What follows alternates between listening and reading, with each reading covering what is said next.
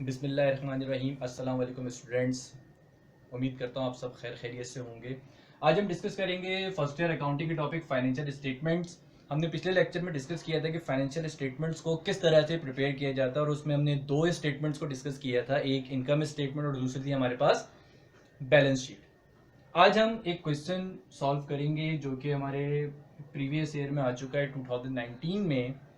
Detailed question होता है, 30 marks का क्वेश्चन होता है। तो हम उसको डिस्कस करेंगे कि पेपर में आपने किस तरह से सॉल्व करना है, ताकि जो हमने स्टेटमेंट्स को डिस्कस किया था तो आपको उससे अंदाज़ा हो जाए कि पेपर में आपने किस तरह से क्वेश्चन को सॉल्व करना है। चलिए देखते हैं।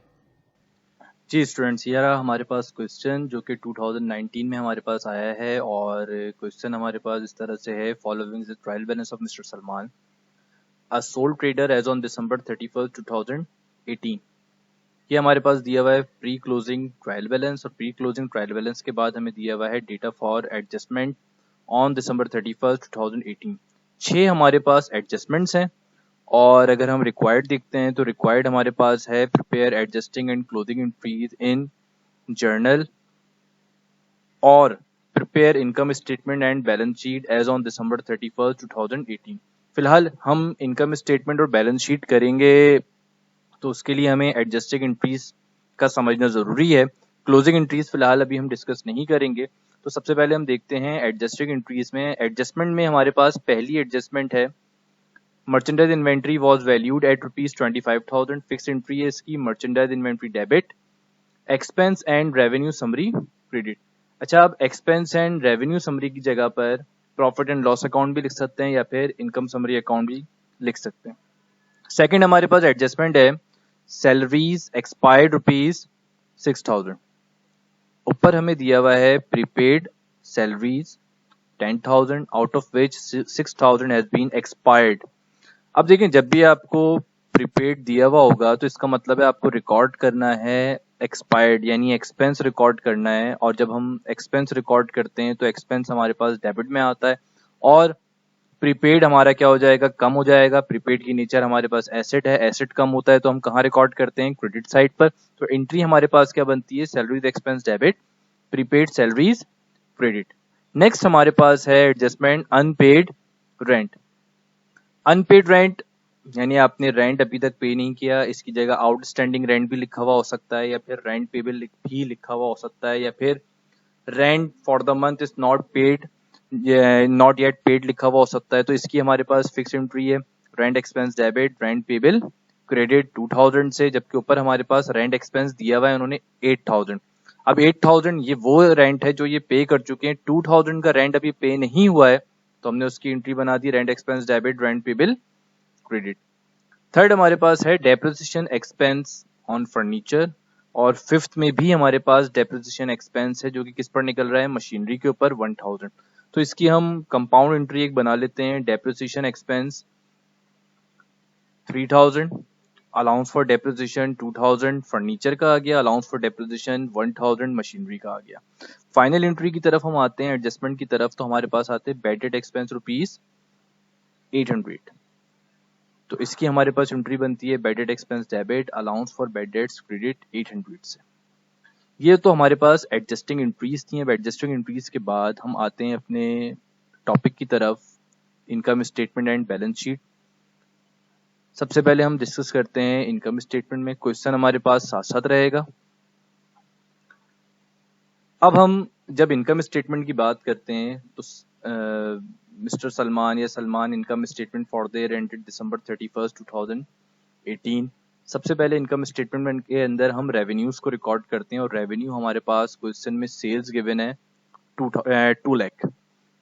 सेल्स में से हम फर्दर लेस करते हैं sales return allowance and sales discount. यहाँ हमने दोनों को ऐड किया 3500, और यहाँ से हमने इसको लेस कर दिया, तो हमारे पास नेट सेल्स आ गई 1,96,500। आफ्टर डेट हम नेट सेल्स में से लेस करते हैं cost of goods sold. Cost of goods sold की नेचर क्या है, हमारे पास एक्सपेंस। अब जो आपने सेल्स करी है, सेल्स में से हम कॉस्ट माइनस करेंगे कि ये सेल्स जो हमने करी है ये हमें सामान कितने का पड़ा। तो cost of goods sold calculate करने का तरीका हम पिछली क्लास के अंदर डिस्कस कर चुके हैं। इन्वेंट्री बिगिनिंग या मर्चेंडाइज इन्वेंट्री बिगिनिंग आपको क्वेश्चन में गिवन है कितनी, 10,000। ऐड करेंगे इसमें हम परचेजेस, ये परचेजेस आपको यहाँ पर 1,11,300 के दिए हुए हैं। लेकिन परचेजेस को डायरेक्ट ऐड करने से पहले देखेंगे क्या इसके अंदर कुछ ऐड या लेस तो नहीं हो रहा। अब अगर हम पिछले लेक्चर की तरफ देखें तो पिछले लेक्चर में हमने डिस्कस किया था कि परचेजेस में ट्रांसपोर्टेशन इन या फिर फ्रेट इन ऐड होगा। फिलहाल इस क्वेश्चन में नहीं दिया हुआ है तो हमने उसको स्किप कर दिया। और परचेज रिटर्न और परचेज डिस्काउंट लेस होगा, तो यहाँ पर आपको परचेज डिस्काउंट क्वेश्चन में दिया हुआ है, ये आप देख सकते हैं। परचेज डिस्काउंट ये रहा आपके पास 2000 का, ये हमने परचेजेस में से लेस करवा दिया, तो हमारे पास ये आ गई नेट परचेजेस। तो हमें बिगिनिंग इन्वेंट्री में बेसिकली नेट परचेजेस को ऐड करवाना होता है। नेट परचेजेस हमने ऐड करवाए, टोटल अमाउंट हमारे पास आ गया 1,19,300। अब ये हमारे पास वैल्यू आ गई cost of goods available for sale, यानी इतने हमारे पास स्टार्ट में पड़े हुए थे, इतने की हमने और परचेज किए, तो हमारे पास गुड्स अवेलेबल फॉर सेल या cost of goods available for sale ये हमारे पास आ गए, यानी इतने अवेलेबल हैं बेचने के लिए। इसमें से हम लेस कर देंगे मर्चेंडाइज इन्वेंट्री एंडिंग, वो इन्वेंट्री जो हमें यहाँ पर एडजस्टमेंट में दी हुई है और जिसकी हमने अभी एडजस्टिंग एंट्री भी बनाई थी 25,000 से, वो हमने यहाँ से लेस कर दिया। तो ये वो गुड्स हैं जो क्या हो चुके हैं, सोल्ड हो चुके हैं। तो 1,96,500 की सेल्स के लिए जो आपने गुड्स खरीदे थे उसकी कॉस्ट कितनी है, 94,300। ये हम इसमें से लेस कर देंगे तो हमारे पास ग्रॉस प्रॉफिट आ जाएगा 1,02,200। इसके बाद हम लेस करेंगे इसमें से ऑपरेटिंग एक्सपेंसेस, और ऑपरेटिंग एक्सपेंसेस के लिए हमारे पास जो नॉर्मल सी टेक्निक है वो यही है कि सबसे पहले हम जाएंगे ट्रायल बैलेंस में, और ट्रायल बैलेंस में हमें जो एक्सपेंसेस नज़र आ रहे हैं उसमें एक हमें नज़र आ रहा है यहाँ पर रेंट एक्सपेंस कितना है 8,000। इस 8,000 में हमने ये 2,000 का रेंट एक्सपेंस जो यहाँ एडजस्टमेंट में मौजूद था वो हमने ऐड कर दिया, तो टोटल रेंट एक्सपेंस कितना हो गया 10,000। सैलरीज एक्सपायर्ड जिसका हमने ऊपर एडजस्टिंग एंट्री के अंदर भी जिक्र किया है 6,000 का सैलरीज एक्सपेंस, वो हमारे पास यहाँ पर आ गया। डेप्रिसिएशन एक्सपेंस हमारे ये दो हुए थे, ये दोनों एक्सपेंसेस यहाँ पर 3,000 के आ गए, और लास्ट हमारे पास हुआ था बेडेड एक्सपेंस, वो भी आ गया। तो ये हमारे पास आ गए टोटल ऑपरेटिंग एक्सपेंसेस जो कि बन रहे हैं 19,800 के, जो हमने डिडक्ट करवाए किसमें से, ग्रॉस प्रॉफिट में से। तो हमारे पास नेट इनकम का अमाउंट आ गया 82,400। नेक्स्ट हम डिस्कस करते हैं, हमारा जो फाइनल पार्ट है वो है बैलेंस शीट का। और बैलेंस शीट में mister Salman balance sheet as on December 31, 2018। सबसे पहले हम डिस्कस करते हैं एसेट्स साइड को। तो एसेट्स में सबसे पहले हम डिस्कस करते हैं करंट एसेट्स को। करंट एसेट्स में हमारे पास सबसे पहले क्या आ गया, कैश 1 लाख का। फिर आ गया हमारे पास अकाउंट रिसीवेबल 40,000। 40,000 में से हम लेस करेंगे अलाउंस फॉर बैड डेट्स। अच्छा, बैड डेट्स 1200 के हमें अलाउंस फॉर बैड डेट्स पहले से दिए हुए थे, 800 के हमने और रिकॉर्ड की, तो टोटल बैड डेट्स हमारे पास कितने हो गए 2,000। 40,000 में से 2,000 लेस करे तो हमारे पास आ गए 38,000। इसके बाद हमने रिकॉर्ड किया मर्चेंडाइज इन्वेंट्री क्लोजिंग जो कि यहाँ पर हमें दी हुई है, वो हमने यहाँ पर भी रिकॉर्ड कर दी। अच्छा, अब प्रीपेड सैलरीज हमारे पास पहले दी हुई थी 10,000 की।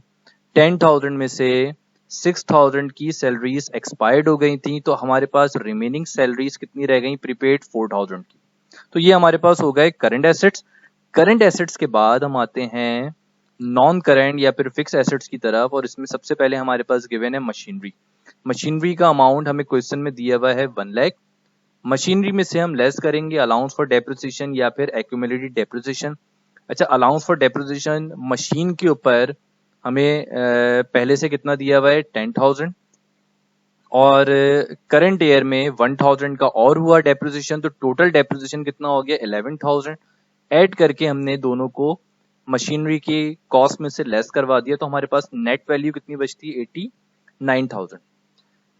इसके बाद एक और हमारे पास नॉन करंट एसेट है फर्नीचर। फर्नीचर की वैल्यू हमारे पास कितनी गिवन है 65,000।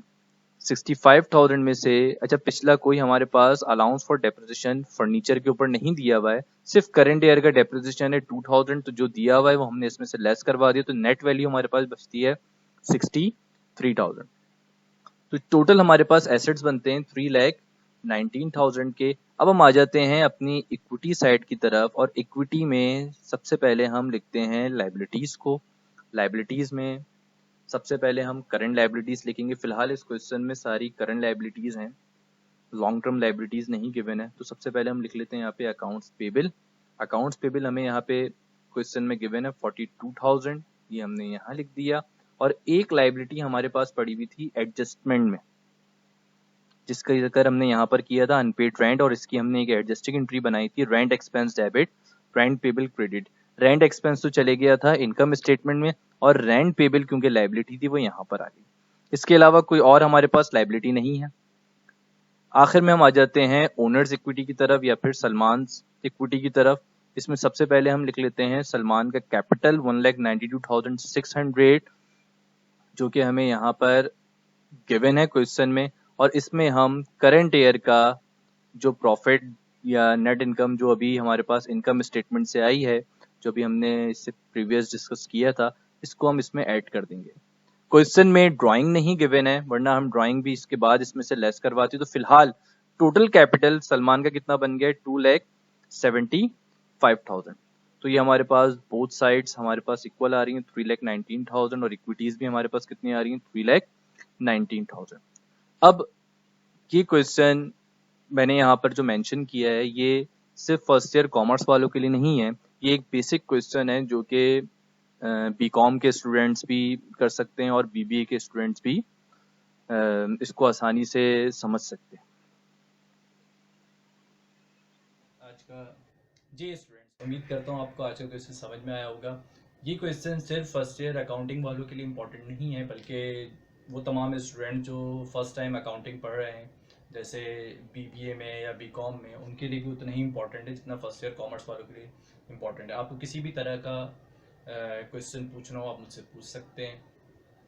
फिर मुलाकात होगी इंशाल्लाह अगले लेक्चर के साथ। अल्लाह हाफिज़।